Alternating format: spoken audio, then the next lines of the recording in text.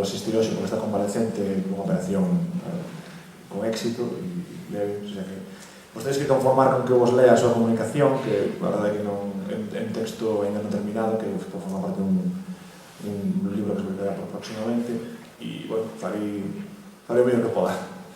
Títulos así: Factores sociolingüísticos e psicognitivos na situación da lingua galega a día de hoxe. O que había producido na evolución de PP cara a cuestión lingüística dentro dos vellos tempos de Fraga, ainda antes, como é sabido, remito os lectores ás lecturas das páxinas citadas do CXG, as políticas restrictivas de Feixóo cara ao galego, apoiadas na maioría social moi pouco amiga da nosa lingua, e que pon por riba da recuperación da lingua propia a liberdade dos pais no ensino para elixir a lingua chamada común, alén das leis e dos costumes, e mesmo do sentido común, e deixando no desamparo o galego infantil en medio das grandes urbes onde ten maiores problemas para sobrevivir. A vitoria do PP nas eleccións autonómicas de 2009, o que lles permite aplicar as súas políticas, xa anunciadas moitas veces e visualizadas cando os seus líderes foron unha manifestación da Organización Galicia Bilingüe, a máis activa das organizacións pouco amigas da recuperación do galego, que se apoian nun xeito de neoliberalismo lingüístico que aplica a bella expresión "se está de morrer, que morra". Os súpetos procesos de urbanización de Galicia nos últimos decenios, que puxeron a moita xente diante da necesidade de deixar de lado o galego como lingua entendida como eficiente para a vida urbana e social, e reforzada a crenza na vida de cotío, e que deixaron de ter o galego como lingua inicial para os descendentes ao tempo que o idioma vai quedando como lingua de familia exclusivamente. A actividade antilingua de novos grupos políticos, en particular de UPyD, que fan da loita contra as linguas periféricas un xeito de obter votos e apoios entre a xente máis contraria á recuperación lingüística. Xa que logo, a politización da cuestión lingüística, o que lle resta apoios ás linguas periféricas entre a xente que vota partidos centrais, sobre todo o PP e o UPyD, a centralidade do tema da crise e do desemprego entre os temas relevantes da xenda pública, o que marxina o tema da lingua e afasta das primeiras planas dos medios. A idea de que o galego non pode morrer como lingua viva, espallada da bondo, mesmo na Galicia crítica. De feito, o galego está baixando falantes unha velocidade desconhecida. A idea de que o galego persoa ten unha complexa relación co galego lingua, o que explicaría a apariencia de morte cando non é así. Só teñen xeitos peculiares dos galegos como o povo, que ás veces fan cousas raras, como non falar o galego. As ideas de que o ben a lingua, en xeral, non ten nada que ver coa economía, ou que ten que ver para mal no caso do galego, lingua rural imposible como lingua urbana de oportunidade. A idea de que sempre hai tempo para recuperar a lingua propia, porque sempre está aí, latente. A idea de que a lingua galega é exclusivamente un luxo cultural que non paga a pena manter, e isto conecta co punto 9. A idea esta moi típica da pequena burguesía urbana, pouco ilustrada, pero moi importante e activa como clase entre as clases populares e as clases medias. E nada, agradecer ya a Fermín nos ten enviado o texto e esperar que se recupere pronto e que poda estar nas siguientes jornadas. Entón, vamos a inaugurar agora o diálogo, que é a parte máis importante desta jornada de hoxe, e que, como non sei o nome da maioría dos vos, que me pides a palabra, por favor, decidme o nome, quen quere falar?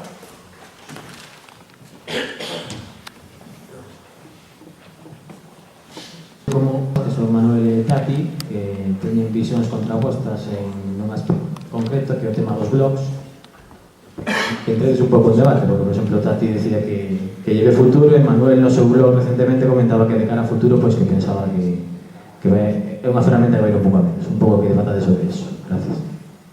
Fundamental está na identidade digital. A identidade digital hoxe construirse con ferramentas diversas, a miña opinión. Hai unha parte da identidade digital que se establece por medio das ferramentas das redes sociais, o caso de Twitter o Facebook, ou no caso de outras redes que aquí non circulan aínda, pero que poden ter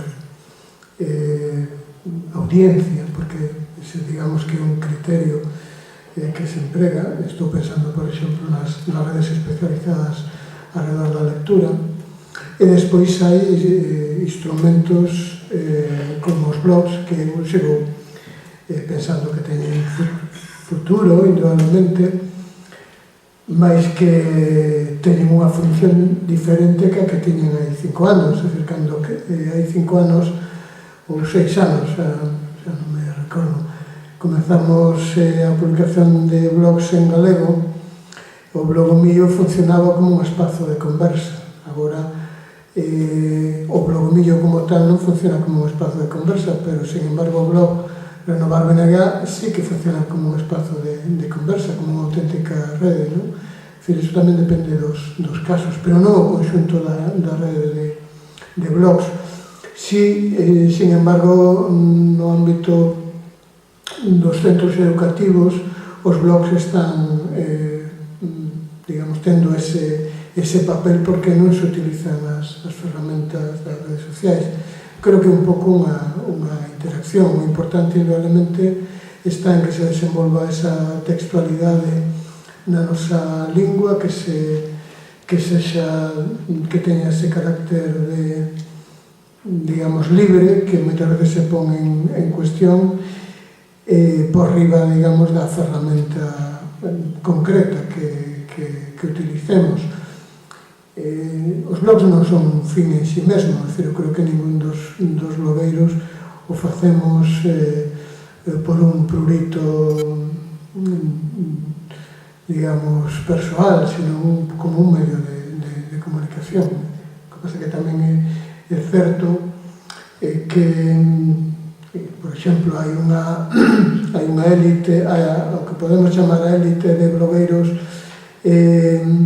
galegos que comenzaron, pois están noutros espazos da rede, non? Porque tamén eles pois experimentan con novas ferramentas, non? É dicir, pois o que foron os fundadores, que non fomos seguramente os que estamos aquí, bueno, aparte do fundador de Globaliza, Pedro Silva Goretoxo, que é o fundador dos blogs en galego, e, por exemplo, é unha persona con unha discreción e unha generosidade que non o leva a formar parte del hit parade dos blogueiros máis coñecidos, que son, bueno, pois, os que todos sabemos, non?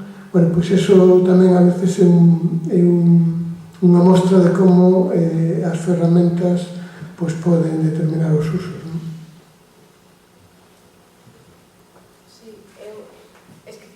Es que tin antes para comezar que eu non son autora do Levantador de Minas, que é Alfredo Ferreiro, meu compañeiro de traballo e de vida, eu colaboro ocasionalmente no seu blog, non? Por outro lado, 2004-2003 incluso, os pioneiros son esa xente como ti dicías, como Goretoxo, Pedro, como Pauli, veñen de 2003 xa. Os blogs non son unha ferramenta, non son un xénero, como incluso se chegou a dicir, son unha carcasa, un soporte, non un formato. Nos comezos neses 2003-2004, o espazo galego construído polos blogs tiña unhas dimensións moi reducidas, abrían os blogs unha vía de comunicación, como dicía Manolo, e eran unha ferramenta de diálogo, de conversa.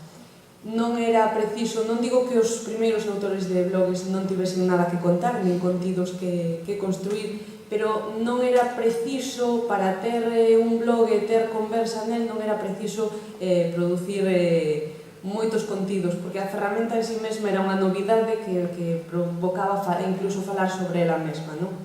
Os blogs multiplícanse, cada vez hai máis, algúns se especializan, comeza a haber incluso diversas liñas argumentais, diversas liñas de contidos.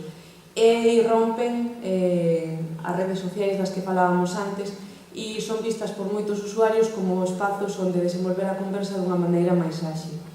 Entón, eu creo que os blogs, como dixen antes, seguen sendo tan importantes como sempre, porque é onde están os contidos, onde están non, é onde se poden expoñer os contidos de peso e os contidos que en 140 caracteres habitualmente non se poden desenvolver, non?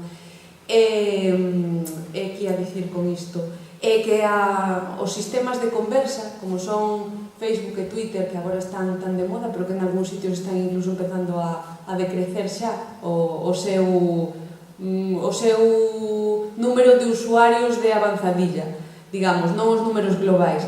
Eses poden mudar e hoxe estamos en Facebook, estamos en Twitter, mañá podemos estar noutros que veñan. En cambio, se conservamos os blogs non só como arquivos, sino como unha parte externa importante da nosa identidade digital, pois que veñan unhas ferramentas ou outras para facer as mesmas cousas, pouco nos vai importar, non?